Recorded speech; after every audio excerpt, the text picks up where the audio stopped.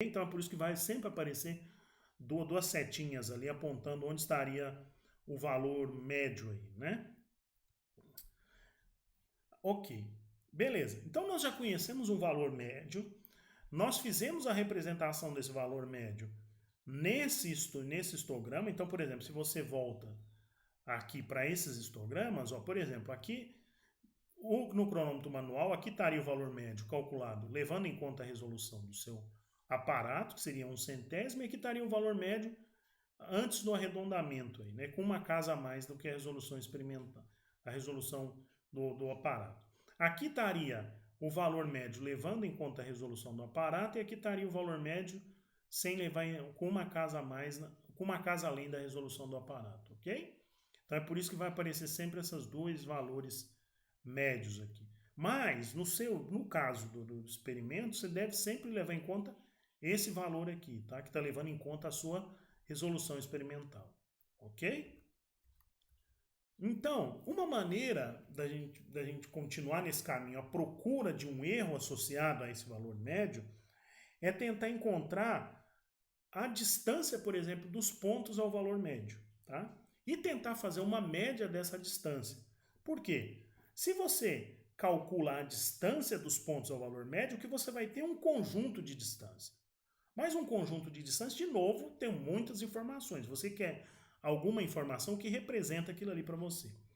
Então, de alguma maneira, você poderia tentar calcular uma média dessas distâncias ao valor médio, tá? Se você relembrar a média você deveria fazer um somatório e dividir pelo número de pontos, né? Então, para calcular a média, essa média de distâncias ao valor médio, que eu vou chamar de um sigma x, eu vou usar isso daqui, é um somatório das distâncias de cada ponto, ok? Só que aí tem um problema. Quando você faz esse somatório, dá zero. Então, essa metodologia de você calcular, tentar inferir qual é a incerteza do seu conjunto de dados a partir do somatório das distâncias do ponto à média, não funciona. E isso não funciona para qualquer conjunto de dados, porque o que você observa é que terão valores positivos e negativos, na hora que você soma isso, isso dá zero. Né? Dá para você demonstrar isso aqui, que isso é sempre zero, esse somatório aqui, ok? Uma outra maneira que você poderia fazer é o seguinte: pegar essa distância do ponto à média e elevar ao quadrado, porque agora você elimina os valores negativos, né? E aí, você eliminando esses valores negativos, isso não deveria ser zero. E é verdade, a hora que você faz essa soma aqui, nesse caso você obtém esse valor aqui, ó, 0,03. Então está parecendo que isso funcionou, né? Então, no fundo, o que eu estou pegando é a distância do ponto à média e elevando ao quadrado e calculando a média dessas distâncias dos pontos à média, ok? Só que, quando você faz tudo isso daqui, tá? Faz essa conta, aqui aparece um zero. Mas não se preocupe, é porque isso daqui eu estou escrevendo, isso é o cronômetro manual, então eu estou escrevendo com 2 casas depois da vírgula, por isso que vai aparecer zero, mas tem um fator aqui. Se eu levasse em conta mais casas decimais, apareceria ali. Nas suas contas, no fundo, você deve levar em conta sempre todas as casas decimais. Quando você chegar, só faça um arredondamento quando você chega no final. Nesse caso, eu estou usando uma planilha para fazer as contas, então o que eu estou alterando aqui é simplesmente a maneira de visualização. Mas eu estou sempre levando em conta todas as casas decimais para fazer essa conta, né? Só que você tem um outro problema na definição dessa tentativa de erro, dessa forma, de elevar essa distância ao quadrado.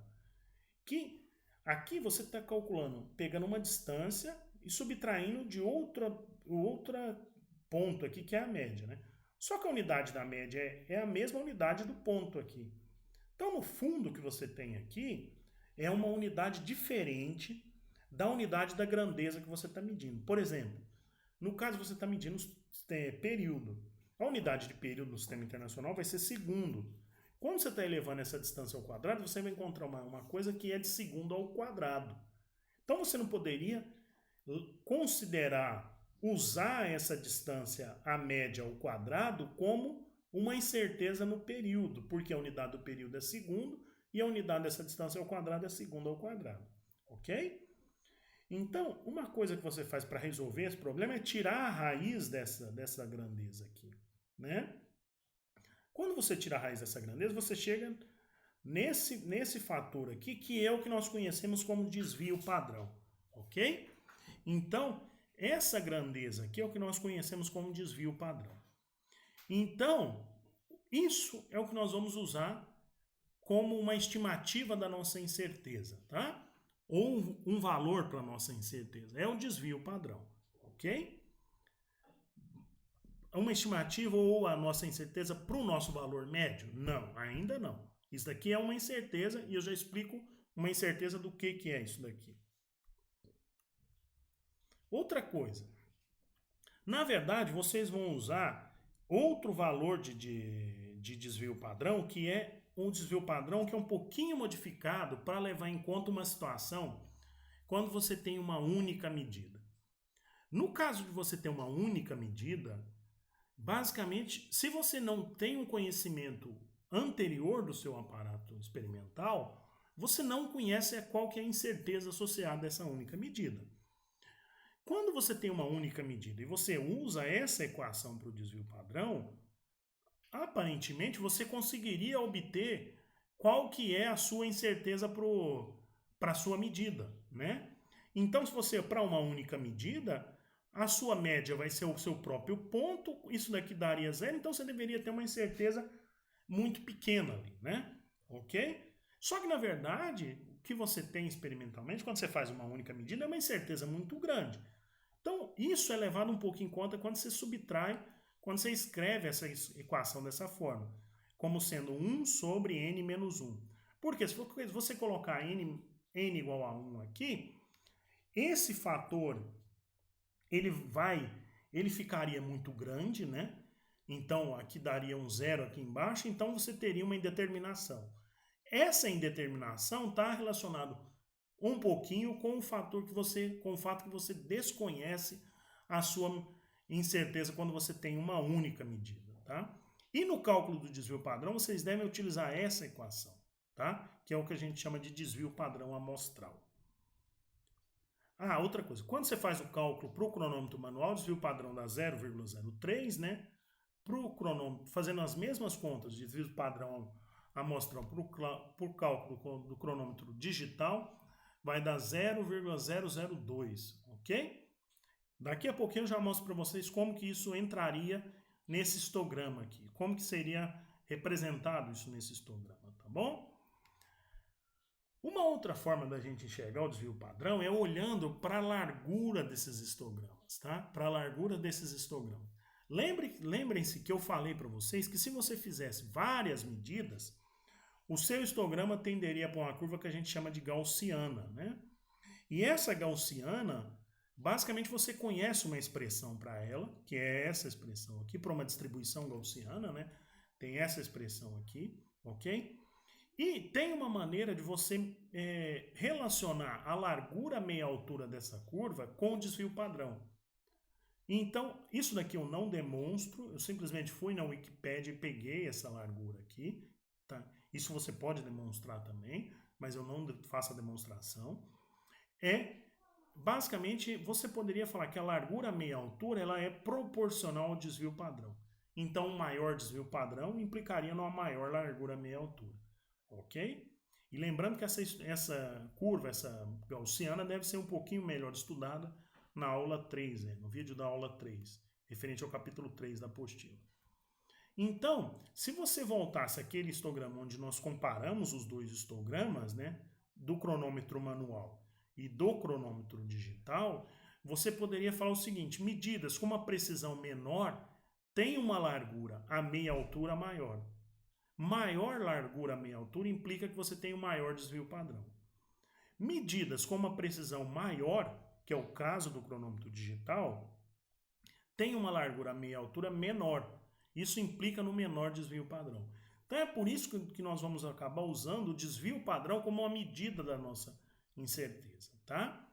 Só que esse desvio padrão que nós estamos calculando aqui, ele não será a incerteza desse valor médio aqui. Nós vamos usar esse desvio padrão como incerteza para o caso de você fazer uma única medida. Então vamos imaginar que você tivesse feito 40 medidas de pêndulo simples, você encontrou a distribuição, encontrou o valor médio, encontrou o desvio padrão dessa distribuição, e agora você quisesse fazer uma única medida e quisesse saber qual a incerteza que você poderia atribuir a essa medida. A incerteza que você podia atribuir a essa medida é o desvio padrão daquela distribuição que você obteve anteriormente. Claro que eu estou considerando que você usa o mesmo cronômetro e o mesmo aparato experimental, né, que você usou para obter a distribuição. Ok? Então, o desvio padrão ele pode ser associado à incerteza em uma única medida. E o desvio, a incerteza que pode ser associada a esse valor médio aqui é uma coisa que nós vamos chamar de desvio padrão da média, que no fundo é o desvio padrão dividido por raiz de n. Só que, de novo, isso vai ser melhor tratado no vídeo da aula 3, ok? Aqui eu coloco para vocês a representação dos histogramas juntamente com a curva gaussiana e também eu coloco onde estaria o desvio padrão. Então eu estou usando como base o 1,235 para o cronômetro manual, estou somando um desvio padrão. Se você olha para o cronômetro manual, o desvio padrão é 0,3. Então, somar 0,3 aqui deveria ser 1,265, tá? E aqui, subtraindo 0,03, aqui deveria ser 1,25, tá? 1,205, né? Então, quando você soma 0,03, você anda um desvio padrão, soma nesse valor aqui, que é o seu valor médio, né? Sem considerar a resolução do seu aparato, e quando você subtrai um desvio padrão, quando você subtrai 0,03, você anda um desvio padrão para trás, ok? A mesma comparação poderia ser feita para o caso do cronômetro digital, só que nesse caso o desvio padrão é diferente, seria 0,002, né? Então você tem que somar 0,002 aqui, você anda um desvio padrão. Subtraindo, você anda um desvio padrão para trás, ok? Outro fato é que nós devemos abordar nesse vídeo, que é a questão de algarismos significativos, né? Como você poderia fazer arredondamentos e como que você poderia ver a quantidade de casas decimais que uma determinada medida tem. A primeira coisa que você deve observar é a incerteza. Qual a quantidade de casas decimais da sua incerteza, né? Nesse caso, para um cronômetro manual, eu estou sempre usando 2 casas depois da vírgula. Por quê? Porque a resolução me permite 2 casas depois da vírgula. Para esse caso, um cronômetro digital, eu estou usando 3 casas depois da vírgula. Por quê? Porque a resolução do cronômetro digital me permite 3 casas depois da vírgula. Resolução não é incerteza. Em alguns momentos você pode usar a resolução como incerteza, mas ela não é incerteza. Você não pode assumir a resolução como incerteza, tá ok?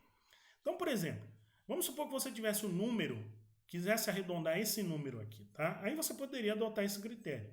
Olha, número seguinte menor que 5 mantém o dígito. Eu tenho 3 casas depois da vírgula, então aqui eu deveria parar no 5. O próximo número depois do 5 é menor que 5, então o número arredondado fica isso. Aqui eu não tenho nenhuma casa depois da vírgula. Eu só tenho um inteiro aqui, não é? Então eu deveria parar aqui no 2. Número seguinte é maior que 5, vou ter que incrementar aqui. Então viram 53. Número seguinte igual a 5, então, olha só, aqui eu tenho 2 casas, então eu deveria parar aqui. O número seguinte é igual a 5, incremente o 3 aí, então fica esse resultado aqui. Ok? E um abraço a todos e boa semana aí de aula.